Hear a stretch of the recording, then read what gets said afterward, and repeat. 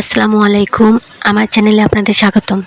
সবাই কেমন আছেন? আলহামদুলিল্লাহ আমি ভালো আছি। সামান্য একটি ইফতারের আয়োজন করা হয়েছিল আজকে।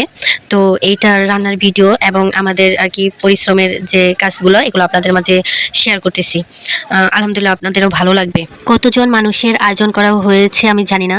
এখানে ওরকম কোনো কিছু চিন্তা করে আমি আয়োজনটা করিনি। এখানে আয়োজনটা করা হয়েছে চাল উপরে বা অ্যামাউন্টের উপরে যে এত টাকার আয়োজন করব।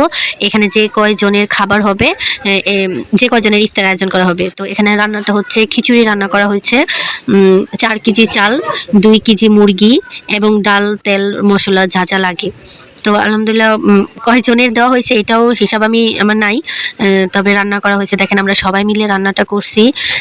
অনেক স্বাদ হয়েছে, আহামরি স্বাদ না হলেও বিরিয়ানির মতো স্বাদ না হলেও খিচুড়ি অনুযায়ী অনেক ভালো স্বাদ হয়েছে। যেরকম কোনো বড় কোনো মজলিসে যেরকম রান্না হলে যেরকম স্বাদ হয় সেম স্বাদ হয়েছে। হঠাৎ করেই আমাদের এই আয়োজনটা করা হয় এবং যারা যারা এই ইফতারের খাবারটা পেয়েছে তারা নিজেরাও জানে না যে তারা ইফতারে আসলে হবে, খাবারের লিস্টে আসবে। আর আমরাও জানি না আসলে কাদের কাদের দিবে, এরকম একটা মানে প্রস্তুতি নিয়ে করা হয়নি। আমাদের কথা ছিল যে ইফতার আয়োজন করতেছি, সামনে যে আসবে ইনশাল্লাহ তাকিয়ে দেওয়া হবে। তো হয়তো বা হয়েছে, জানি না কয়জনের দিছি, তবে অনেকগুলা পলি করা হয়েছে এবং সবার মধ্যে বিতরণ করে দেওয়া হয়েছে। আসলে কি জানেন, প্রত্যেকটা নারী নিজের থেকে একটা ইনকামের দরকার আছে। কারণ সবারই তো পার্সোনাল ভাবে একটা শখ থাকে, একটা ইচ্ছা থাকে যে আমি এটা করব, এটা আমি এই জায়গাটায় যাব, আমার সন্তানকে আমি এটা কিনে দিব। প্রত্যেকটা নারী এরকম থাকে, ইচ্ছে থাকে। আর নারীদের নিজে থেকে একটু ইনকাম, সেটা ছোট হোক বড় হোক, এরকম একটা ইনকাম থাকলে মনোবল থাকে, মানে মনের থেকে একটা সাহস থাকে, শক্তি থাকে। মা হওয়ার পর ফিল করছি যে আসলে নিজের জন্য না হইলেও নিজের সন্তানের জন্য টাকার দরকার আছে।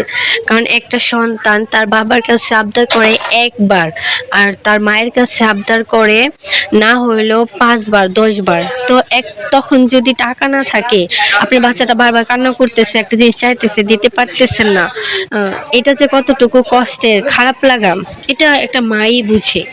দেখেন এই আয়োজনটা করে, সেটা হোক পুরুষ নারী, আপনি ধরেন একটা পুরুষ মানুষ আয়োজন করছে, এটা তার সামর্থ্য। একটা নারী আয়োজন করছে তার ছোটখাটো একটা কাজের মাধ্যমে, এটার মধ্যে যে কতটা আনন্দ একটা নারী বলতে পারবে।